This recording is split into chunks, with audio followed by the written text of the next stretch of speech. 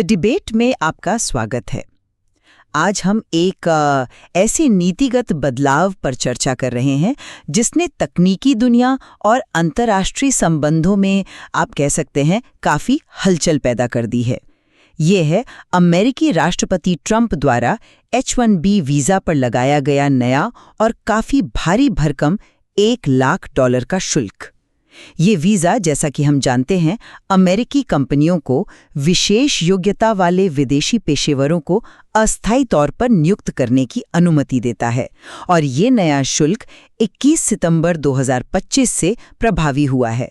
हमारी आज की बातचीत का आधार वो स्रोत सामग्री है जो इस नीति के जो संभावित प्रभाव हैं उनका गहराई से विश्लेषण करती है।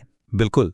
और इस पूरी चर्चा का जो केंद्रीय प्रश्न है वो ये है, क्या H-1B वीजा पर ये जो भारी भरकम शुल्क है, ये अमेरिकी अर्थव्यवस्था और जो ग्लोबल टैलेंट का फ्लो है उसके लिए एक जरूरी सुधार है, जैसा कि प्रशासन दावा कर रहा है, या फिर ये एक अनावश्यक और हानिकारक बाधा साबित होगा? हाँ, तो मैं इस पक्ष पर बात करूंगी कि ये कदम खासकर भारतीय पेशेवरों और अमेरिकी कंपनियों के लिए, और उसमें भी खास तौर पर छोटी कंपनियों के लिए, कितना विघटनकारी और संभवतः नुकसानदेह है। और मैं कोशिश करूंगा कि इस नीति के पीछे जो तर्क दिए जा रहे हैं, प्रशासन के जो घोषित इरादे हैं और इसके जो संभावित सकारात्मक या कह सकते हैं कम से कम संतुलित पहलू हैं, उनको सामने रखूं। तो चलिए शुरू करते हैं। देखिए, मेरी नज़र में तो ये $100,000 का शुल्क, जिसे शुरू में कुछ कन्फ्यूजन था लेकिन अब ये नए आवेदकों के लिए एकमुश्त बताया जा रहा है, ये अमेरिकी कंपनियों के लिए एक ज़बरदस्त वित्तीय बोझ है। आप ज़रा सोचिए, उन छोटी कंपनियों और जो उभरते हुए स्टार्टअप्स हैं, उनका क्या होगा जिनके लिए इनोवेशन अक्सर सीमित बजट पर ही निर्भर करता है। उनके लिए इतनी बड़ी रकम चुकाना मतलब लगभग नामुमकिन सा लगता है। और इसका असर वो तुरंत दिखा भी। प्रमुख भारतीय IT कंपनियां जैसे इन्फोसिस, टाटा कंसल्टेंसी सर्विसेज यानी TCS, विप्रो और कॉग्निजेंट, इनके जो अमेरिकी स्टॉक एक्सचेंजों पर लिस्टेड शेयर हैं, उनमें गिरावट देखी गई। इन्फोसिस कोई 4%, विप्रो 2%, कॉग्निजेंट लगभग 4.5% तक गिरे। ये सिर्फ आंकड़े नहीं हैं, ये बाजार के भरोसे पर एक तरह की चोट है। इससे भी ज्यादा महत्वपूर्ण बात यह है कि इसका उन हजारों भारतीय प्रोफेशनल्स और उनके परिवारों पर गंभीर मानवीय परिणाम हो सकता है, जिनकी जिंदगी और करियर H-1B वीजा पर टिके हुए हैं। भारत सरकार ने भी विदेश मंत्रालय के प्रवक्ता के माध्यम से इस पर गहरी चिंता व्यक्त की है। यहाँ तक कि Amazon, Microsoft, Google, Meta, Apple जैसी जो बड़ी टेक कंपनियां हैं जो H-1B वीजा का बहुत बड़े पैमाने पर उपयोग करती हैं। मिसाल के तौर पर Amazon के पास जून 2025 तक 10,000 से ज्यादा H-1B कर्मचारी थे। उन्हें भी अपनी जो ऑपरेशनल कॉस्ट है उसमें भारी बढ़ोतरी का सामना करना पड़ेगा। ये नीति सीधे तौर पर अमेरिकी इनोवेशन और जो ग्लोबल कंपटीशन में उसकी धार है उसको कुंद कर सकती है। कंपनियां या तो विदेशों में काम भेजने पर मजबूर होंगी या फिर टैलेंट की कमी के कारण महत्वपूर्ण प्रोजेक्ट्स में देरी करेंगी। और ये दलील कि ये अमेरिकी श्रमिकों की सुरक्षा के लिए है, मुझे ये थोड़ी कमज़ोर लगती है, क्योंकि H-1B धारकों का औसत वेतन, जहां तक जानकारी है, पहले से ही $1,20,000 के आसपास बताया जाता है। ये दिखाता है कि ये हाई स्किल्ड पेशेवर हैं, ना कि कोई सस्ता विकल्प। मैं आपकी चिंताओं की गंभीरता को समझता हूं, खासकर जो मानवीय पहलू है और छोटी कंपनियों पर जो असर पड़ सकता है उसको लेकर। लेकिन मुझे प्रशासन के नज़रिए को भी सामने रखने दें। उनका जो मुख्य तर्क है वो ये है कि ये शुल्क H-1B कार्यक्रम के कथित दुरुपयोग को रोकने के लिए आवश्यक है। उनका मानना है कि कई कंपनियां इस वीजा सिस्टम का इस्तेमाल अमेरिकी श्रमिकों को, आप कह सकते हैं, कम वेतन वाले विदेशी श्रम से बदलने के लिए कर रही थीं। राष्ट्रपति ट्रंप और कॉमर्स सेक्रेटरी हॉवर्ड लिटनिक ने साफ तौर पे कहा है कि ये कदम कंपनियों को केवल असाधारण और टॉप टियर प्रतिभा को ही अमेरिका लाने के लिए प्रेरित करेगा। उनका लक्ष्य ये सुनिश्चित करना है कि वीजा का उपयोग उच्चतम कौशल वाले श्रमिकों के लिए हो, ना कि मतलब सामान्य नौकरियों को भरने के लिए। एक महत्वपूर्ण बात जो white house press secretary Karoline Leavitt ने स्पष्ट की वो ये है कि ये शुल्क केवल नए आवेदकों पर लागू होता है, मौजूदा वीजा धारकों या उनके रिन्यूअल पर नहीं। इससे कम से कम उन लोगों की जो तत्काल चिंता थी वो कम होनी चाहिए, जो पहले से ही अमेरिका में हैं या वीज़ा रिन्यूअल का इंतजार कर रहे हैं। हाँ, पर वो क्लैरिफिकेशन आने तक काफ़ी अनिश्चितता फैल चुकी थी। सही बात है, लेकिन कुछ विशेषज्ञ जैसे कि हैप्पीएस्ट माइंड्स के सीएफओ ने भी संकेत दिया है, जिनका 94% बिजनेस पहले से ही ऑफशोर यानी अमेरिका से बाहर है, मानते हैं कि ये कदम भारतीय कंपनियों को अमेरिका में लोकल हायरिंग बढ़ाने या फिर ऑफशोरिंग मॉडल पर और ज्यादा ध्यान केंद्रित करने के लिए प्रेरित कर सकता है। और ये भी एक तर्क है कि इससे अमेरिकी कॉलेज स्नातकों, खासकर स्टेम यानी साइंस, टेक्नोलॉजी, इंजीनियरिंग और मैथ्स, इन क्षेत्रों में उनके लिए अवसर बढ़ सकते हैं। आंकड़े बताते हैं कि स्टेम रोजगार में विदेशी मूल के श्रमिकों का हिस्सा साल 2000 में करीब 17.7% था, जो 2019 में बढ़कर 26.1% हो गया था। प्रशासन ने अपने प्रोक्लेमेशन में ये भी दावा किया है कि कुछ आउटसोर्सिंग कंपनियां जो H1B पर बहुत ज्यादा निर्भर हैं, वो वीज़ा धोखाधड़ी और दूसरी अवैध गतिविधियों में शामिल रही हैं, जिससे उनके अनुसार राष्ट्रीय सुरक्षा को भी खतरा पैदा होता है। आपने व्हाइट हाउस के स्पष्टीकरण का जिक्र किया, लेकिन इस बात से तो इनकार नहीं किया जा सकता कि नीति की अचानक घोषणा और जो शुरुआती भ्रम था, खासकर ये कि शुल्क वार्षिक होगा या एकमुश्त, उसने बाजार और लोगों में भारी अनिश्चितता पैदा की। चलिए अब मुख्य चर्चा के बिंदुओं पर आते हैं। पहला, जो तत्काल आर्थिक प्रभाव है बनाम दीर्घकालिक समायोजन। आपने स्टॉक मार्केट की गिरावट का जिक्र किया।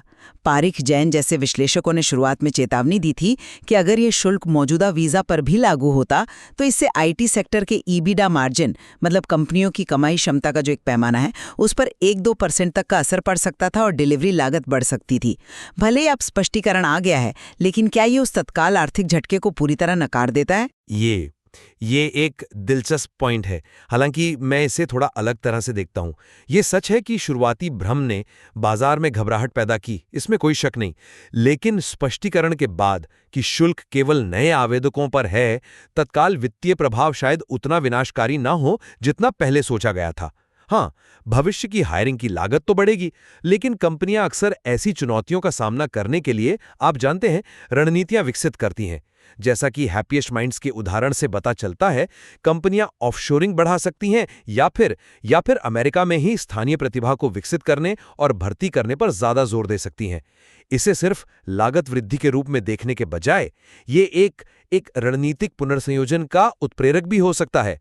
कंपनियां मार्जिन दबाव को मैनेज करने के तरीके खोज सकती हैं, शायद सेवाओं की कीमतें बढ़ाकर या आंतरिक दक्षता को और सुधार कर। लेकिन क्या ये समायोजन अमेरिकी अर्थव्यवस्था के लिए वाकई फायदेमंद है? अगर कंपनियां ऑफशोरिंग बढ़ाती हैं, जैसा आप कह रहे हैं, तो उन अमेरिकी नौकरियों का क्या होगा जिनकी रक्षा करने का दावा ये नीति करती है? और अगर वे स्थानीय भर्ती की कोशिश करती हैं, तो क्या उन्हें वाकई में जरूरी हाई स्किल्ड अमेरिकी कर्मचारी मिलेंगे? यहीं पर वो अमेरिकी नौकरियों पर प्रभाव का बड़ा सवाल खड़ा होता है।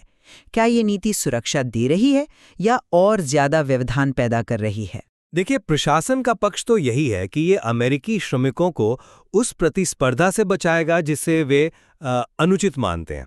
कॉमर्स सेक्रेटरी लिटनिक का बयान इसी तरफ इशारा करता है। कंपनियों को अब ये तौलना होगा कि क्या कोई विदेशी कर्मचारी सालाना $100,000 के अतिरिक्त शुल्क के लायक है, या फिर उन्हें किसी अमेरिकी को प्रशिक्षित करके उस भूमिका के लिए तैयार करना चाहिए। ये तर्क दिया जाता है कि ये कंपनियों को अमेरिकी स्नातकों में, विशेष रूप से स्टेम क्षेत्रों में निवेश करने और उन्हें प्रशिक्षित करने के लिए प्रोत्साहित करेगा, जहां पिछले 2 दशकों में विदेशी प्रोफेशनल्स पर निर्भरता काफी बढ़ गई है। तो क्या ये एक जरूरी संतुलन स्थापित करने की कोशिश नहीं है? मैं इस तर्क से पूरी तरह सहमत नहीं हो पा रही हूँ, क्योंकि ये एक बुनियादी धारणा पर आधारित है कि योग्य अमेरिकी श्रमिक आसानी से उपलब्ध हैं या उन्हें जल्दी से प्रशिक्षित किया जा सकता है। आलोचक, जिनमें अमेरिकी वाणिज्य मंडल और तामीना वॉटसन जैसे आव्रजन वकील शामिल हैं, वो लगातार ये कहते रहे हैं कि अमेरिका में पहले से ही हाई स्किल्ड तकनीकी प्रतिभा की कमी है। हमने महामारी के दौरान भी देखा कि जब आप्रवासन धीमा हुआ तो रिकॉर्ड संख्या में नौकरियां खाली रह गईं। तो सवाल ये है, क्या ये 100,000 का भारी शुल्क वाकई में अमेरिकी भर्ती को सार्थक रूप से प्रोत्साहित करेगा, या ये सिर्फ कंपनियों के लिए लागत बढ़ाएगा, उन्हें योग्य प्रतिभा खोजने से रोकेगा और अंततः इनोवेशन को धीमा कर देगा? क्योंकि अगर कंपनियां सही लोग नहीं ढूंढ पाती हैं तो वे प्रोजेक्ट्स में देरी कर सकती हैं, उन्हें रद्द कर सकती हैं या शायद कम महत्वाकांक्षी बना सकती हैं। आपकी चिंता की प्रतिभा की कमी हो सकती है, वो निराधार नहीं है, बिल्कुल। लेकिन प्रशासन का दृष्टिकोण शायद आप कह सकते हैं मात्रा से ज्यादा गुणवत्ता पर केंद्रित है। वे ये सुनिश्चित करना चाहते हैं कि H-1B वीजा का उपयोग केवल उन असाधारण प्रतिभाओं के लिए हो जिनके बिना अमेरिकी कंपनियां वाकई काम नहीं कर सकती। हो सकता है कि इसका परिणाम ये हो कि कम संख्या में लेकिन शायद अधिक प्रभावशाली और उच्च क्षमता वाले पेशेवर अमेरिका आएं। और हमें ये भी नहीं भूलना चाहिए कि प्रशासन गोल्ड कार्ड जैसी दूसरी पहलों को भी बढ़ावा दे रहा है, जो हाई वैल्यू वाले व्यक्तियों को आकर्षित करने का एक वैकल्पिक मार्ग प्रदान करती हैं।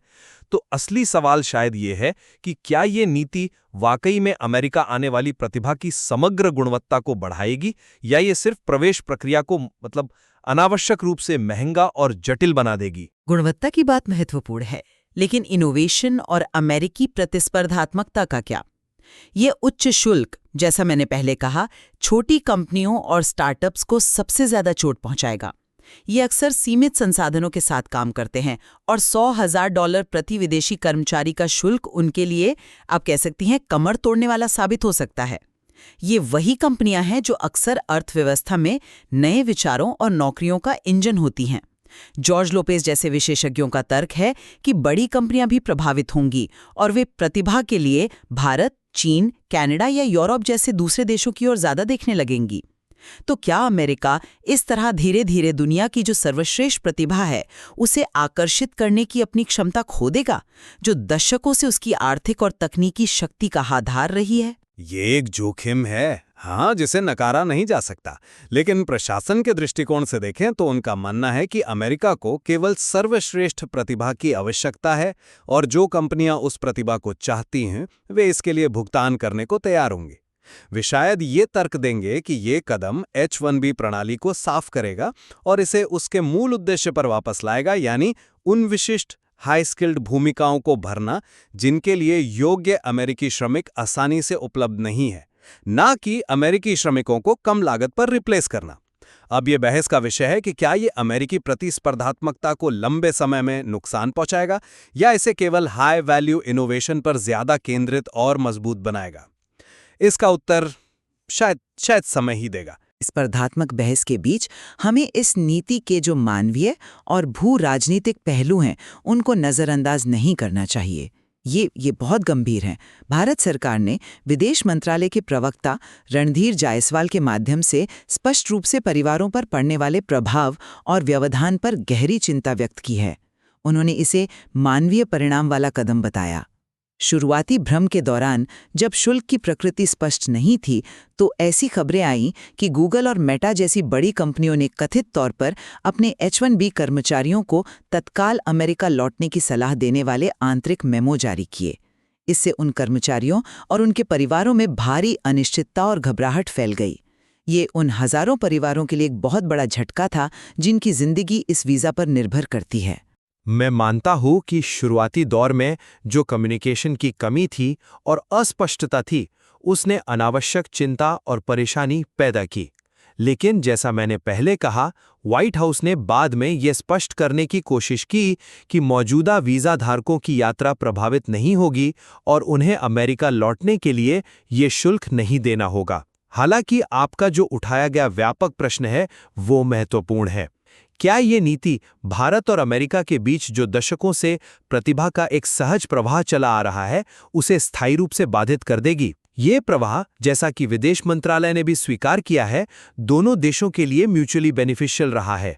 इसने न केवल अमेरिकी टेक इंडस्ट्री को बल्कि भारत के IT सेक्टर को भी समृद्ध किया है। क्या ये नीति दोनों देशों के बीच जो रणनीतिक साझेदारी है उसमें एक नया तनाव बिंदु बन जाएगी, खासकर तब जब दोनों देश दूसरे भू राजनीतिक मुद्दों पर सहयोग बढ़ा रहे हैं? और अंत में एक और महत्वपूर्ण पहलू है, वो है कानूनी और नीतिगत स्थिरता का। हारून रिचलिन मेलनिक जैसे आव्रजन कानून विशेषज्ञों ने इस शुल्क को लागू करने के राष्ट्रपति के कानूनी अधिकार पर ही, आप कह सकते हैं, गंभीर सवाल उठाए हैं। उनका तर्क है कि अमेरिकी कांग्रेस ने कार्यकारी शाखा को वीजा आवेदनों की प्रोसेसिंग की लागत वसूलने के लिए शुल्क निर्धारित करने का अधिकार दिया है, न कि इस तरह का दंडात्मक या राजस्व उत्पन्न करने वाला भारी शुल्क लगाने का। इसलिए इस नीति को अदालतों में चुनौती दिए जाने की पूरी उम्मीद है।